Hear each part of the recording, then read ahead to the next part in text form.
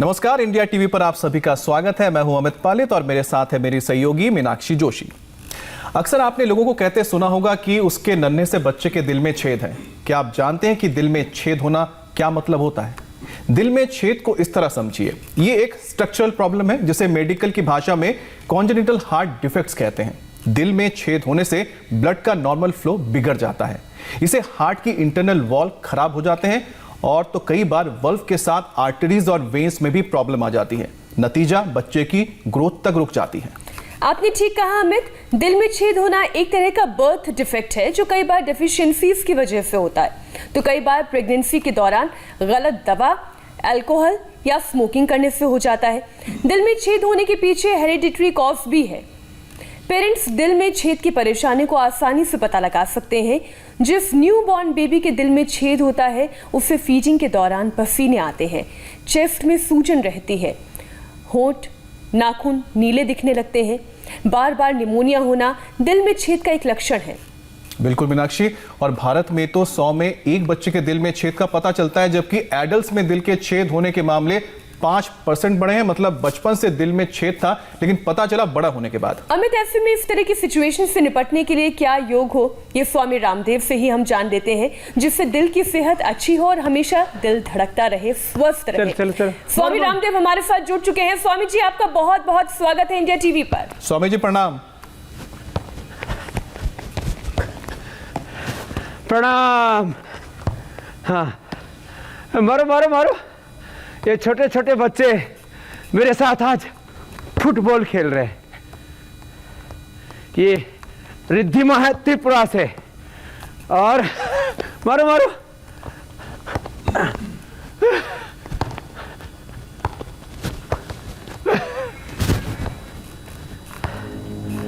और बच्चे जब खेलेंगे कूदेंगे बढ़ेंगे बलवान पहलवान, और जब बच्चे खेलेंगे कूदेंगे ही नहीं तो फिर कैसे आगे बढ़ेंगे?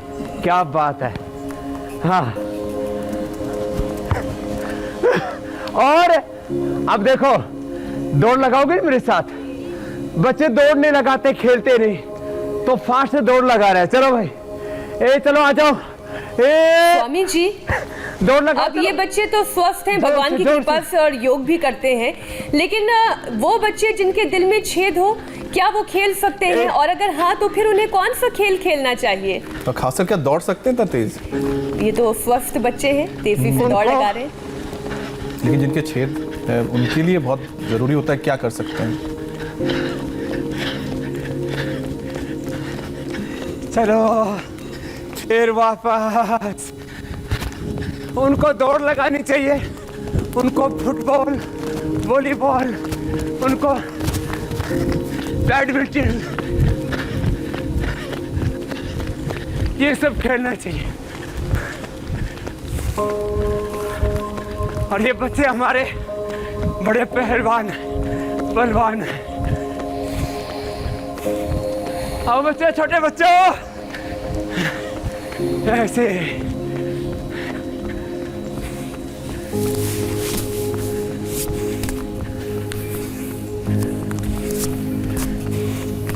सबसे छोटे वालों, दौड़ के आओ।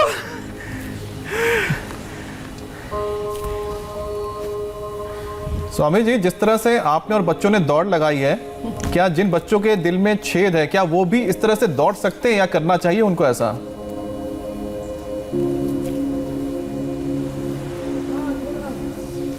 धीमी गति से दौड़ सकते हैं। इनके गद्दे तो लगा दो भाई। अच्छा, धीमी गति से दौड़ सकते हो बच्चे जिनके दिल में छेद है? बाकी धीमी गति से दौड़ सकते हैं, और जो ये नहीं कर सकते फिर वो बच्चे, छोटे दो बच्चे ऊपर आ जाओ। चलो तुम भी आ जाओ, बाकी इधर करो।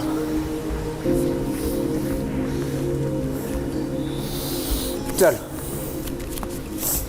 उनको जो तेज दौड़ नहीं लगा सकते उनको तेज चलना चाहिए, उनको धीमी गति से दौड़ना चाहिए, उनको ये एक्सरसाइज करनी चाहिए। बच्चों को 10-20 आसन जो इजीली कर सकते हैं लंबे लंबे श्वासों के साथ। ताड़ासन, तिर्यक ताड़ासन,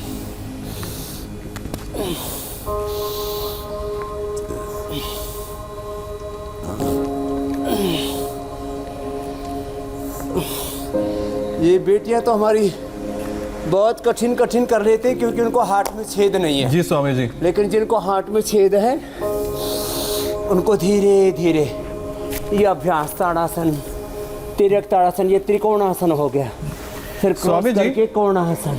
कई बार ऐसा होता है कि लोगों को अपने जो हेल्थ इश्यूज के बारे में पता लगता है जब बड़े हो जाते हैं, तो पता चलता है कि उनके दिल में छेद है, बचपन में पता नहीं लगता। तो ऐसे में क्या पता चल सकता है कि बचपन में ही वो जान लें कि उनके दिल में छेद है और पहले ही समाधान हो जाए उसका? हाँ, पता लग सकता है। और क्या योग है उसका? देखो,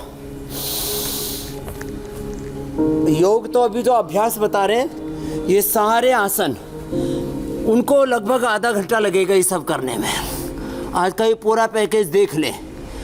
जिनकी सांस फूलती हो तेज चलने पर या दौड़ने पर, जिनके होठ, ओष्ठ, जिनके नाखून नीले नीले रहते हो, तो समझ लो होठों का और नाखों का नीला पड़ जाना, और साथ ही सांस फूलना, ये उसके प्रारंभिक लक्षण है। थोड़ा उष्टासन भी करें हल्का सा, और ये अर्ध चक्रासन, अर्ध उष्ट्रासन बैठ के कराएंगे। अभी ये अर्ध चक्रासन ऐसे कर ले। अब ये बच्चे तो स्वस्थ हैं, अब तो पूरा ही कर लो ऐसे। अब ये बच्चे तो पूरा ही कर लेते हैं, बड़े मजबूत है, फिर वापस आ जाओ। लेकिन ये उनको नहीं करना जिनको हार्ट के प्रॉब्लम, उनको तो ये अर्ध चक्रासन ही करना है। क्योंकि पता लगा वो पूरा करने लगे और पीछे पड़ ही गए तो पढ़ना नहीं है। तो ऐसे बच्चों को ये वृक्षासन प्रिय भी होता है, बच्चे बहुत अच्छे से कर भी लेते, कंसंट्रेशन भी बढ़ता है इससे बच्चों का।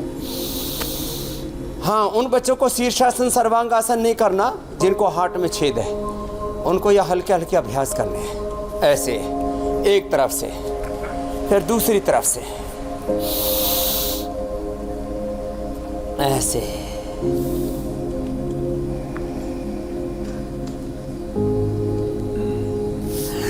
फिर जितने आसानी से कर सके उतने आसानी से अभ्यास करें। 2 से लेके 10 बार तक सूर्य नमस्कार। बच्चों को बचपन से ही योग करने का अभ्यास करना चाहिए। मैं 3 बातें बड़ी बताना चाहता हूँ अमित भाई, मीनाक्षी जी, जो मैंने देखा है। मैंने धीरे धीरे सूक्ष्म व्यायाम, जो अभी मैं इसके बाद बताने वाला हूँ, और प्राणायाम करवाया। और अर्जुना की छाल दालचीनी के साथ, हृदय अमृत, और खाली पेट अकीक पिष्टी, संगेसो पिष्टी, जहर मोरा पिष्टी 10-10 ग्राम, मोती पिष्टी ये 2 से 4 ग्राम, और योगेंद्र से 1 से 2 ग्राम। ये खाली पेट आधा ग्राम की पुड़िया हमने दी। और ऐसे सैकड़ों बच्चों की केस हिस्ट्री मेरे पास है जिनके हार्ट के छेद भर गए, ऑपरेशन उनको नहीं कराना पड़ा। ये बड़ी बात है। और आपने तो खुद देखा इंडिया टीवी पर लोगों ने आकर के बोला है कि हार्ट के ब्लॉकेज दूर हो गए, कोलेटरल आर्टरी तैयार हो गई, हार्ट इलाज था वो अच्छा हो गया, इजेक्शन फ्रैक्शन जो 10-15 पर पहुंच गया था वो 50 तक चला गया। ऐसे 2 बार से शुरू करके 10 बार तक ये करें। एक बहुत अच्छा अभ्यास है, सांस भर के प्रसिद्ध हस्तासन। ऐसे सांस भर के और ऐसे ये ऐसे करें। श्वास भरते हुए हाथ ऐसे पीछे ले जाएं, श्वास छोड़ते हुए हाथ सामने ले आए, दोनों हाथ सामने ऐसे मिलाए, और ऐसे करें।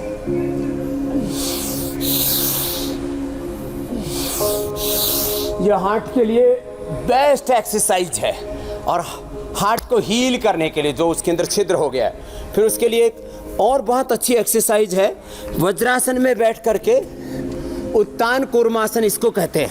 ऐसे बैठ गए और हाथों को यूं लिया पीछे से, दाएं हाथ को बाएं कंधे के ऊपर, बाएं हाथ को पीछे दाहिने कंधे के पीछे से ऐसे रखना है। चलो ऐसे करें, ऐसे दोनों हाथ ऐसे दे और ऐसे ऐसे। ये फिर इसके अलावा जो मैं बता रहा था, ये अर्ध उष्ट्रासन, जो पूर्ण कर ले तो बहुत अच्छी बात है, ऐसे भी कर ले। जो ये न कर सके वो अर्धउष्ट्रासन कर ले। और जो बच्चे थोड़े फ्लेक्सिबल होते हैं, रिद्धिमा जी पीछे टिका दो, आप भी प्रिया जी पीछे टिका दो। नीचे वाले भी सब बच्चे हमारे बड़े मजबूत है, ये बच्चे तो खैर। वाह। अब इन बच्चों को तो जिंदगी में कभी है ना हार्ट की ना कोई दूसरी तीसरी प्रॉब्लम नहीं हो सकती। बिल्कुल स्वामी जी, इनको हाँ, तो नहीं हो सकती। फिर एक बिल्कुल सिंपल है, दोनों हाथों को ऐसे रख ले। जिनकी है उनकी मिटाएंगे। जो अभी मैंने बोला, संज्ञेय 100 पिष्टी, अकीक पिष्टी, जहर मोहरा पिष्टी 10-10 ग्राम, मोती पिष्टी 4 ग्राम, योगेंद्र रस 1 से 2 ग्राम, ये सब मिलाकर के 60 पुड़िया बना लें, अथवा आधा ग्राम ऐसे ही शहद के साथ खा लें। और ये सूक्ष्म व्यायाम जो अभी हम बता रही है, सबसे अच्छा सूक्ष्म व्यायाम है, स्कंध संचालन इसको बोलते हैं। दोनों हाथ की कोहनियाँ सामने ऐसे मिले, पीछे हाथ ऐसे जाएं और एक सांस में एक अभ्यास पूरा हो। स्वामी जी, क्या जन्मजात हार्ट प्रॉब्लम वाले बच्चे एक्टिव लाइफ नहीं जी सकते? क्योंकि ये प्रॉब्लम कई बार तो बड़े होकर पता चलती है। ऐसे उल्टे लेट जाओ, मकरासन। हाँ, प्रारंभ में उन बच्चों को दिक्कत आएगी, लेकिन जैसे मैंने कहा आपको, मेरा सैकड़ों बच्चों पर अनुभव है, उनके पूरे साइंटिफिक एविडेंस डॉक्यूमेंटेशन भी मेरे पास में है कि वो जो मैंने अभी उपाय बताए, वो पुड़िया वाले और हृदयामृत अर्जुन की छाल वाले, उनको अर्जुनारिष्ट भी पिला सकते हैं ऐसे बच्चों को, और हार्ट के छेद भर जाते हैं। प्रारंभ में उनको मैंने बताया सांस फूलने की दिक्कत होगी, तेज़ दौड़ने में, उनको खेलने में दिक्कत होगी। वो जिस तरह से हम एक्टिवली फुटबॉल, वॉलीबॉल, क्रिकेट अथवा कबड्डी, कुश्ती आदि जैसे गेम होते हैं, वो हार्ड फिजिकल एक्सरसाइज नहीं कर सकते। लेकिन मकरासन, भुजंगासन जो अभी हम बता रहे हैं, ये स्पाइनल कोड के लिए भी अच्छे हैं, ये वेट घटाने के लिए भी हम करवाते हैं। लेकिन अभी जो हम बता रहे हैं आपको, ये हार्ट के लिए बता रहे हैं। फिर हार्ट के लिए आज चेरी, स्ट्रॉबेरी, पाइनएप्पल और जितने भी वेजिटेबल जूसेस हैं, ये बड़े अच्छे होते हैं हार्ट को स्ट्रेंथन करने के लिए। लंबे श्वासों के साथ भुजंगासन ऐसे भी कर सकते हैं, दोनों हाथ छाती के दोनों साइड में रख के, दोनों हाथ ठोड़ी के नीचे रख के। अच्छा स्वामी जी, भुजंगासन को लेकर एक थोड़ा सा मैं आसन समझना चाहती हूँ। और जैसे जब दोनों हाथ हम यहाँ अपने ठुड्डी के नीचे रखते हैं तो ये दोनों हाथ एकदम स्ट्रेट हो जाते हैं, कोहनियाँ भी सीधी हो जाती हैं। लेकिन जब हम दोनों हाथ इस तरीके से अपने छाती के अगल बगल रखते हैं तो उस दौरान भी क्या कोहनी स्ट्रेट होनी चाहिए या थोड़ा सा कर्व रहना चाहिए? जब ऐसे साइड में हाथ रख के पार्श्व भागों में रिब केज के बराबर में पैरेलल ऐसे हथेलियां रख करके जब करेंगे तब कोहनियाँ इतनी सी मुड़ी रहनी चाहिए और ये नीचे नाभि तक का हिस्सा टिका रहना चाहिए। ये आदर्श अवस्था है, आइडियल पोजीशन है इसकी, राइट मेथड है इसका। इतनी कोहनियाँ झुकी रहनी चाहिए, गर्दन ऊपर रहे ऐसे। अब बच्चों की तो गर्दन ही और पीछे तक झुकाओ, गर्दन पीछे इतनी झुक जाती है इनकी। तो अब ये बच्चों की पोजीशन है और बड़ों की पोजीशन मैंने आपको बताई दी कि उनकी ऐसी रहनी चाहिए। स्वामी जी, आपने बड़ों का जिक्र किया है, उसमें ऐसे पूरी कोहनियाँ सीधी नहीं करनी। हाँ, जब स्वामी जी जो बड़े हैं उनके दिल में अगर छेद है तो वो भी यही करें जो आप बता रहे हैं बच्चों के लिए जी अमित भाई। हाँ, ये बचपन में ही होता है, बड़ी उम्र में पता लगता है। बड़ी उम्र में अक्सर ना के बराबर ये समस्या होती है, या तो ये जेनेटिकली होती है या गर्भवती माँ या बचपन में बच्चा कोई बहुत ही ज़्यादा स्ट्रॉन्ग मेडिसिन ले लेते हैं, उसके कारण से ये प्रॉब्लम होती है, या कोई बैक्टीरियल वायरल इन्फेक्शन हो जाए उसके कारण से प्रॉब्लम हो जाती है, अथवा बहुत ही ज़्यादा ख़राब चीज़ें जिनको हम जंक फूड फास्ट फूड कहते हैं, बहुत ख़राब चीज़ें खाएं पिए उससे भी ये प्रॉब्लम हो जाती है। अब देखो आराम आराम से एक एक पैर से ही करना चाहिए, जिनको हार्ट में छेद है उनको ये ऐसे दोनों पैरों से नहीं करना चाहिए। अब देखो एक खास बात आपको बताना चाहता हूँ, जितने इजी पोस्चर से सीधे लेट जाओ बच्चा, मरकट आसन से लेकर के पवन मुक्तासन, उत्तान पादासन, नौकासन, सेतु बंधासन, ये तो बच्चे कर सकते हैं, लेकिन कठिन आसन ना करें। कठिन आसन करो नीचे वाले बच्चे, कठिन आसन जो कंपटीशन में अक्सर करवाए जाते हैं, ये हार्ट में जो छेद है, अलग अलग आसन कर लेंगे सब बच्चे जो बेस्ट परफॉर्म करते हैं 5 से 10 आसन।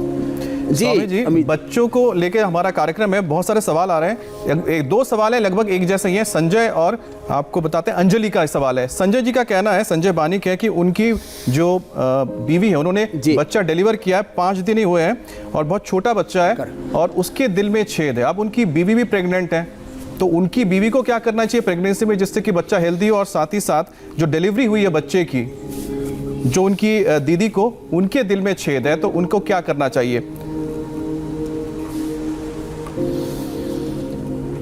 अब जिनको छेद है और बच्चा भी बहुत छोटा ही है, और क्योंकि आजकल तो विज्ञान ने इतनी तरक्की कर ली है, सब चीज़ों का हमें पहले से ही पता लग जाता है, तो बच्चे पवन मुक्तासन, उत्तान पादासन, नौकासन कर रहे हैं। और मैं साथ में ये बता रहा हूँ कि बच्चों को तो कोई योगाभ्यास नहीं करा सकते, तो बच्चों को एक तो हाथ में ये पॉइंट होता है, ये हल्का हल्का उसको ऐसे, बहुत छोटा बच्चा है तो खाली ऐसे उसको हल्की सी मसाज कर दें हाथ के ऊपर, तो इससे उसके हार्ट को हील होने में मदद मिलेगी। ऐसे ऐसे बड़े को तो ऐसे दबाया जाता है, छोटे बच्चे को तो खाली ऐसे ही हल्का सा बहुत हल्के हाथ से ऐसे कर लें। और उसको जो मैंने संगेसव, अकीक, जहरमोरा, मोती और युगेंद्र रस का प्रयोग बताया था, वो उसको चावल के बराबर दें। जैसे जैसे बड़ा हो जाए तो मूंग की दाल के बराबर, फिर मूंग के बराबर, फिर आधा ग्राम तक दें ऐसे।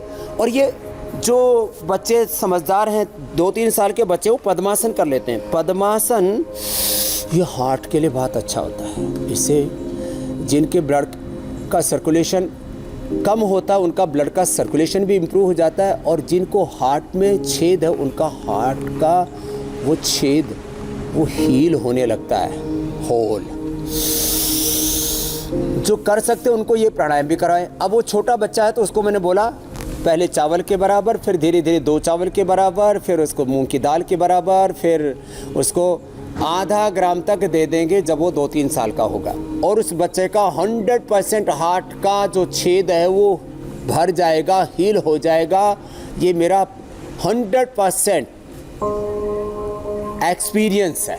और उसको हृदयामृत जो है 1/4 एक छोटी सी गोली आती है, अर्जुन की छाल, और उसमें बहुत सारी औषधियाँ होती है, निर्गुंडी होती है, रासना होती है, उसमें नागर मोथा होता है, उनका एक्सट्रैक्ट होता है। तो वो अर्जुन की छाल और बाकी औषधियों से एक्सट्रैक्ट करके जो हृदयामृत बनाते हैं 1/4 दे दे छोटे बच्चे को। और उसको जो ये अर्जुनारिष्ट है वो उसको 4-5 बूंद से शुरू करें, और धीरे धीरे फिर जैसे जैसे बच्चा बड़ा हो जाएगा 5-6 महीने का, और उसके बाद उसकी आयु और बड़ी होती जाएगी, तो बूंद से शुरू करके आधी चम्मच, फिर 1 चम्मच, फिर 2 चम्मच, और जैसे बच्चा 4-5 साल का हो जाता है तो 4 चम्मच तक अर्जुनारिष्ट पिला सकते हैं।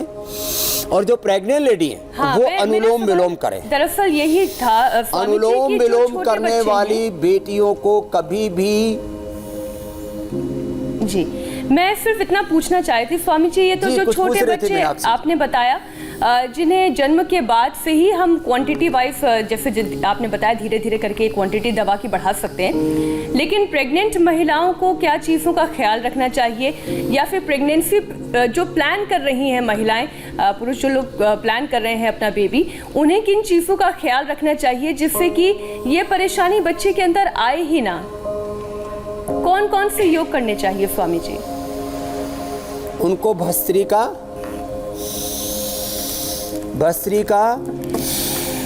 अनुलोम विलोम, भ्रामरी उद्गीत, शीतली शीतकारी, उज्जाई और नाड़ी शुद्धि प्राणायाम।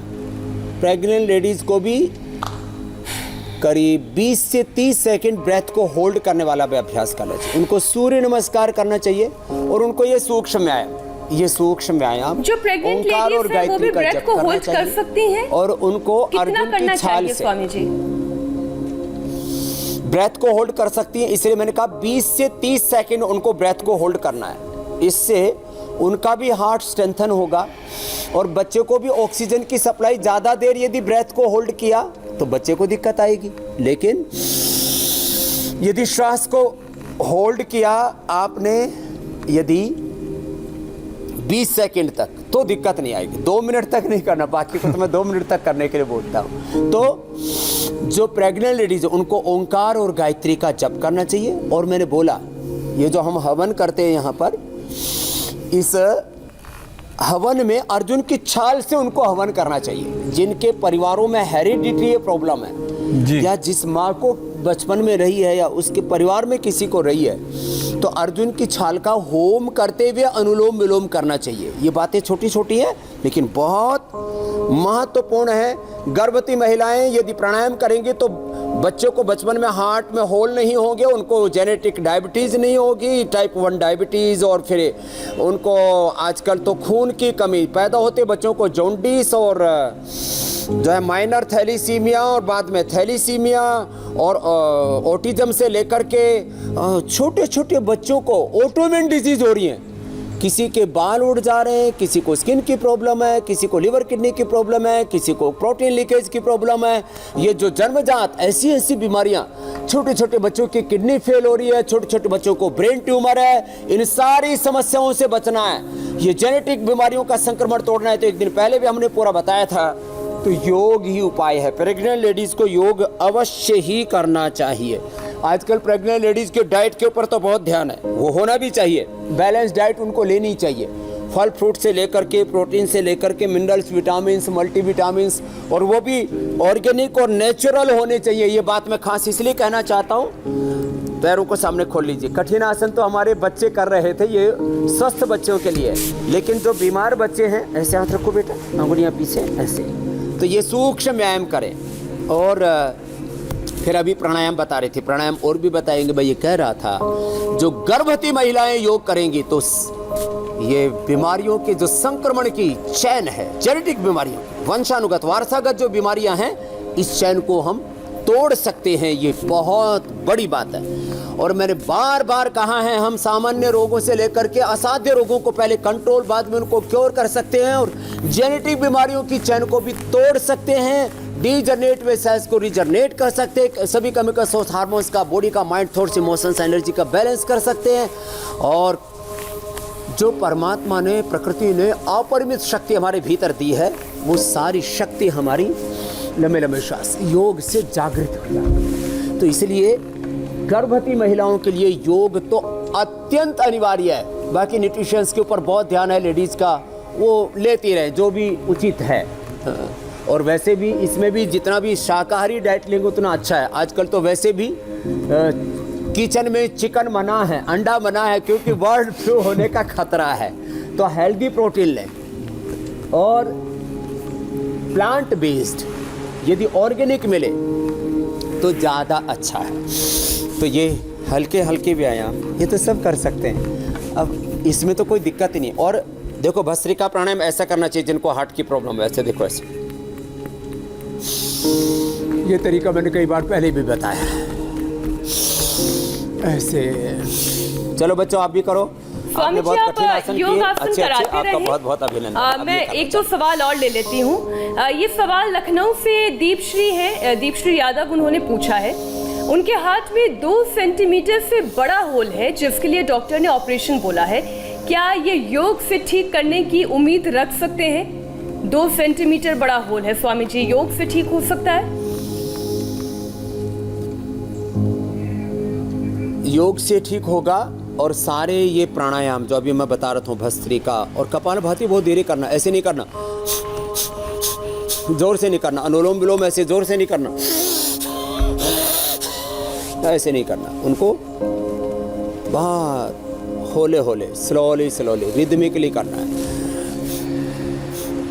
और ये पूरी उम्मीद रख सकते हैं, ये लौकी का सूप पिए, लौकी का जूस भी पिए, वेजिटेबल जूस, और आज हम फ्रूट जूस भी बताने वाले हैं। स्ट्रॉबेरी है, चेरी है, अंगूर है, पाइनएप्पल है, और भी एप्पल है, कैरेट है, बीटरूट है, ऐसे गाजर, चुकंदर।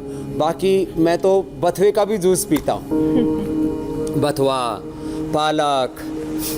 आजकल मैंने सबको बताते बताते खुद भी ये सुबह सुबह गाजर, चुकंदर, पालक, उसमें थोड़ा सा धनिया पुदीना मिला देते हैं, बथुआ, थोड़ा सा उसमें फ्रूट मिला देते हैं, जो भी सीजनल फ्रूट्स हैं। आपका और ये हीमोग्लोबिन इतना लेवल तो healthy बहुत ही juice होता है, बढ़िया ये हो बताने गया होगा, वाला है। स्वामी जी। ये ले, वो हृदयामृत अर्जुन की छाल है।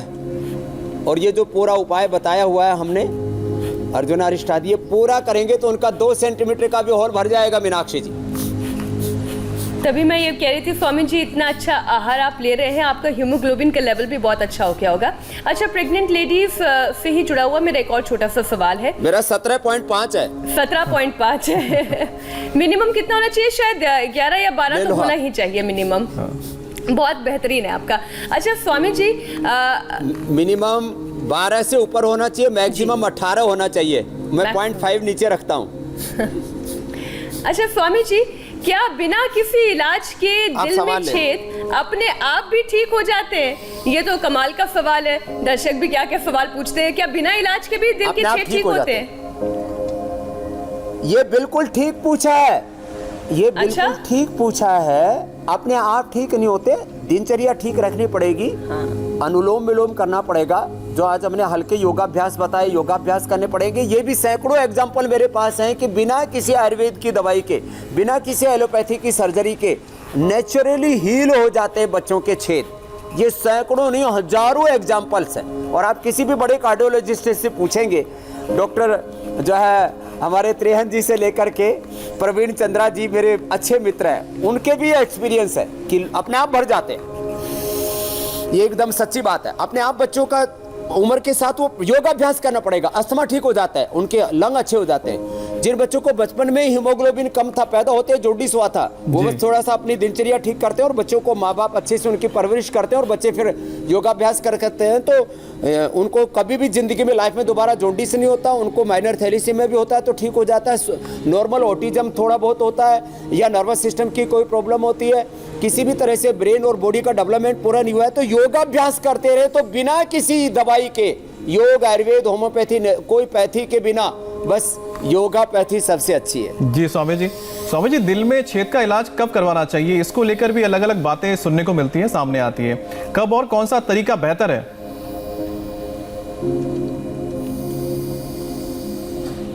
सबसे पहले तो 10 साल की उम्र तक जो मैं बता रहा हूं यही करो जी। 99% ऑपरेशन नहीं कराना पड़ेगा। वाह। 10-12 साल की उम्र के बाद जब लगे कि अब दिक्कत हो, अब नहीं ठीक हुआ, बाई चांस कोई कारण हो सकता है, तो बाद में फिर ऑपरेशन करवा ले, कोई दिक्कत नहीं। लेकिन ऑपरेशन कराने के बाद भी योग न छोड़े, नहीं तो फिर भी लाइफ इतनी आसान नहीं है। कुछ लोग केवल ऑपरेशन के भरोसे, केवल दवाओं के भरोसे जीना चाहते हैं। नहीं, सब दवाइयाँ, सब डॉक्टर, सब हॉस्पिटल आपके लिए बेकार हो जाते हैं जब आपका शरीर आपका साथ नहीं देता। यदि आपका शरीर आपका साथ दे रहा है तो आप डॉक्टर, दवाइयाँ, हॉस्पिटल, मेडिकल साइंस सब आपकी मदद करेंगे, लेकिन सबसे पहले आपकी बॉडी सपोर्ट करे। इसलिए 99% ऑपरेशन से बच जाएंगे। ऑपरेशन भी यदि करवाया तो उसके बाद भी योग ना छोड़े। अनुलोम विलोम 5 सेकंड मिले ना, 5 सेकंड में छोड़ना, आराम आराम से। फिर भ्रामरी उद्गीत, शीतरी शीतकारी, नाड़ी शुद्धि, ओंकार और गायत्री ध्यान, इसको कभी नहीं छोड़ना। और ये जो पॉइंट है, बाएं हाथ दो बेटा, ये पॉइंट यहाँ पर बच्चों को दबाए, ये आपको प्रेशर का पॉइंट। और एक खास बात मैं आपको बताना चाहता हूँ अमित भाई, मैंने देखा, ये बहुत बड़ी बात है। कहते हैं एक्यूट जो है, जब कोई प्रॉब्लम आती है, इमरजेंसी आती है, तो क्या करें? तो कहते हैं कि इमरजेंसी में तो एलोपैथी काम करेगी, लेकिन मैंने देखा जिनको पैरालिसिस हो गया, जिनको ब्रेन स्ट्रोक आ गया, जिनको हार्ट अटैक आ गया, और उन्होंने हॉस्पिटल से पहुंचने से पहले अनुलोम विलोम किया। कुछ तो मेरे पास ऐसे ही केस हैं कि उनको सर्जरी की ज़रूरत ही नहीं पड़ी, बीच में एक कोई क्लोट आया था और वो निकल गया और उनकी ज़िंदगी बच गई। तो कभी भी ऐसे, इसको एक्यूट मैनेजमेंट बोलते हैं, कभी भी ऐसे कोई बड़ी समस्या आ जाए तो ये हार्ट का पॉइंट है जो है बाएं हाथ में, बाएं तरफ हार्ट होता है और ये छोटी रेखा होती है, इसके ऊपर ऐसे दबाना होता है 2 मिनट यहाँ और 2 मिनट इस छोटी अंगुली के चटली के पीछे से यहाँ से दबाना होता है। ये पॉइंट ज़रूर दबाएं। और अनुलोम विलोम ये इमरजेंसी में भी जीवन दान देने का काम करता है। खैर स्वामी जी, तो ये, हार्ट को और ये स्वस्थ सेम रखने पैर के में लिए भी ये किया जा ऐसे ही सकता यहाँ से भी है। अगर छेद नहीं है तो भी क्या ये एक्यूप्रेशर पॉइंट दबाया जा सकता है स्वस्थ हाँ। रखने के लिए? छेद नहीं है तो चलो अब एक और बात बताता हूँ। देखो, एक बार सुबह जब कपालभाति करते हैं 10-15 मिनट, तो सारे पॉइंट दबा लें आधा मिनट। ये हार्ट के लिए यहाँ से दबा लें, ये कान के लिए दबा लें। नहीं तो आजकल लोगों को कान में भी घू घू की आवाज़ों से लेकर के कान में कम सुनाई देना, बहुत तरह की प्रॉब्लम होती है। ये डायबिटीज़ के लिए, ये लंग के लिए, ये आँख के लिए, ये किडनी के लिए, ये लास्ट में दबा लें यहाँ से और यहाँ से। ये आंतों के लिए, ये पाइल्स फिशर के लिए, ये जो है धातु रोगों के लिए, मासिक धर्म की अनियमितता के लिए, ये थायराइड के लिए, ये पेट के लिए, फिर ये सारे स्ट्रेस और साइनस के लिए, ये ब्रेन पिट्यूटरी पीनियल ग्लैंड के लिए, ये फिर जो है सिर दर्द के लिए, ये पसलियों के दर्द के लिए, अंदर ये नाभि के लिए, फिर ये पीछे के सारे पॉइंट जो है ये सारे के सारे ये जो है ये दर्दों के लिए। किसी को हाथ में दर्द है, टेनिस एल्बो है, किसी को फ्रोजन शोल्डर है, किसी को सर्वाइकल स्पॉन्डिलाइटिस पेन है, जितने भी सारे दर्द हैं पीछे के सारे पॉइंट 1 2 3 4 5 6 ये सारे पॉइंट दबा लें ऐसे, ये ऐसे और ये, तो सारे पॉइंट दबा लें ऐसे। तो ऐसे ही दबा लिया करें हाँ, दोनों हाथों में कपालभाति करते करते। स्वामी जी, एक अर्जेंट सवाल आ रहा है, लगातार वो भेज रहे हैं, वो सवाल मैं ले रहा हूँ। ये सवाल है सुनीता का, 65 साल की उम्र है और एक आंख में बिग मैक्यूलर होल है, यानी आंख के रेटिना पर एक स्पॉट है, क्या उपाय करें? अनुलोम विलोम करें। 1-1 घंटा अनुलोम विलोम करने से आँख के अंदर अल्सर हो जाते हैं, आँख के अंदर घाव हो जाते हैं, आँख के पीछे से नस सिकुड़ जाती है, किसी को डबल विजन, किसी को कलर विजन होने लगता है, आँख के अंदर डिजनरेशन, और किसी को आँख में प्रेशर बढ़ जाता है, उसको ग्लूकोमा बोलते हैं, किसी के अंदर जो है सफ़ेद झिल्ली बढ़ जाती है, उसको कैटरेक्ट बोलते हैं। सभी के लिए मैं बोल रहा हूँ वो आराम से बहुत धीरे धीरे अनुलोम विलोम करें। महात्रिफला घृत 1-1 चम्मच सुबह शाम खा लें। त्रिफला से आई वॉश कर लें या गुलाब जल से आई वॉश करें, ये बहन जिनको अभी आपने बताया। और आमल के रसायन 200 ग्राम, सप्तामृत लो 20 ग्राम, मुक्ता शुक्ति 10 ग्राम, मोती पिष्टी 4 ग्राम, और इसमें रसराज रस 1 ग्राम, वसंत कुसुमाकर 1 ग्राम, ये सब मिला करके 1-1 चम्मच सुबह शाम खा लेंगे।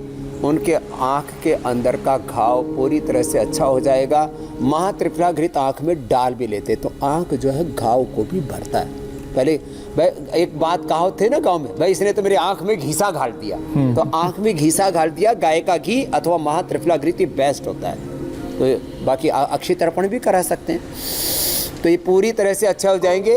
उनकी इमरजेंसी हमने ख़त्म कर दी है पूरी तरह से। वो 1 से 2 महीने के अंदर अपना घाव भरे हुए मिलेंगे, आँख के अल्सर तक भी ठीक हो जाते हैं। स्वामी जी, योग और प्राणायाम तो आज आपने सिखाया, लाल खून उतर आता है, वो भी अच्छा हो जाता है। आज क्योंकि हम बात कर रहे हैं दिल को मजबूत रखने की, तो उसके लिए योग के साथ साथ खाने पीने की किन चीज़ों का ख्याल रखना चाहिए, और आज आप क्या खास वो जूस या मैं हमेशा ये कहती हूँ शेक या व्यंजन की बात आप करते हैं जिससे सेहत बनी रहती है, तो आज दिल की सेहत के लिए आज आप क्या बताने वाले हैं? एक तो उज्जाई करो, सब उज्जाई जरूरी है सबके लिए ना। ये उज्जाई हार्ट वालों के लिए भी जरूरी है, खाली थायराइड वालों को लिए, स्नोरिंग स्लीप एपनिया, टॉन्सिल वालों के लिए नहीं, ये बहुत जरूरी है।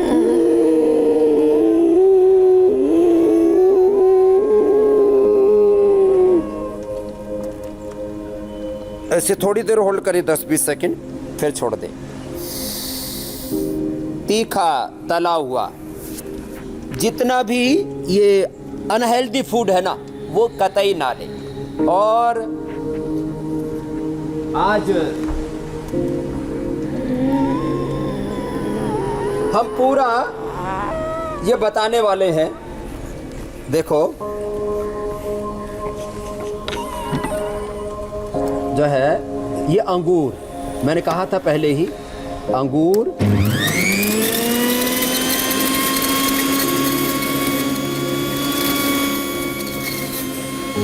ये अंगूर के साथ में ये चेरी,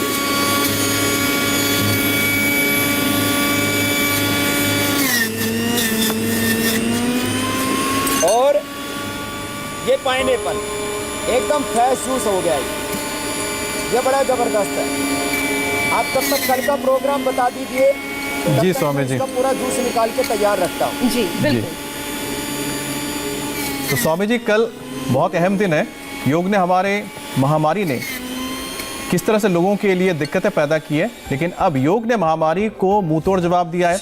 मंगल टीका करेगा कोरोना को पूरी तरह साफ। शुभ टीके का जवाब तक नहीं आता नंबर। 12 योगासन बने रहेंगे आपके रक्षा कवच। योग वैक्सीन का डबल डोज करेगा कोरोना का चैप्टर क्लोज।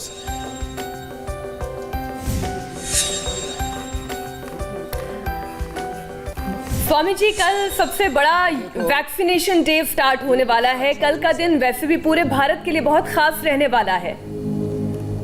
ये जूस भी तैयार हो गया है। तो देखो, 3 चीजें बताते हैं। एक तो ये जूस कितना देखने में भी इतना सुहाना लग रहा है, लेकिन मुझे अकेले पीने की इच्छा नहीं हो रही है, तो इसे बच्चों को भी पिला के पूछता हूँ कैसा लगा। बताओ बेटा कैसा लगा।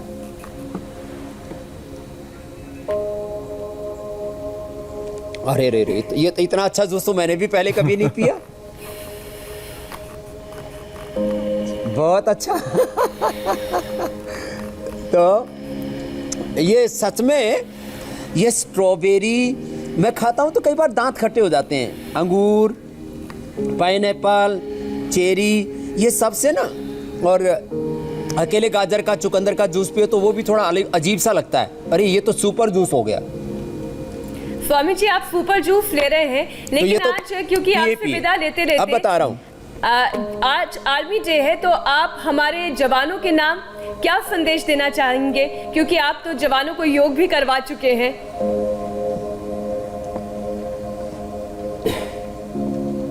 देखो, मैंने मिलिट्री, पैरामिलिट्री से लेकर के, नेवी से लेकर के सबको मैंने जो है योग सिखाया है। तो एक तो मैं कोरोना के बारे में बात कहता हूँ, एक जवानों के बारे में। माने पहली बात, हमें कोरोना से बचाव के लिए वैक्सीन, कोरोना होने के बाद किसी भी कारण से संक्रमित हो गए तो योग, और कोरोना के मेडिसिन के तौर पर अभी आपको ये बड़ी खुशखबरी पूरे डॉक्यूमेंट्स के साथ में देने वाला हूं कि अणु तेल स्वास्थ्य और कोरोनिल को मेडिसिन के तौर पर भारत सरकार ने उसको मान्यता दे दी है, और ये दुनिया की पहली दवाई हो चुकी है। इसका पूरा विधिवत एक दिन हम एक महोत्सव करने वाले हैं। कोरोना का से बचाव, कोरोना होने के बाद उसका उपचार, और आफ्टर कोरोना इफेक्ट्स के लिए भी ये योग आयुर्वेद। और जवानों के लिए एक ही संदेश है, जवान हमारे देश की रक्षा सुरक्षा करते हैं, उनकी रक्षा भी योग करता है। वो भी योगी है, योद्धा है, उन पर हमें फक्र है और गौरव है। और भारत की सेना दुनिया में सर्वश्रेष्ठ है, हमारे पैरामिलिट्री भी सर्वश्रेष्ठ है, उनको हमारा सलाम। और उनकी वजह से हम सुरक्षित रहें सदा, और वो योग से सुरक्षित रहें, उनके लिए हमारी बहुत बहुत शुभकामनाएं। और बोलो भारत माता की जय, वंदे। बहुत बहुत प्रणाम मीनाक्षी जी, अमित जी। प्रणाम स्वामी जी।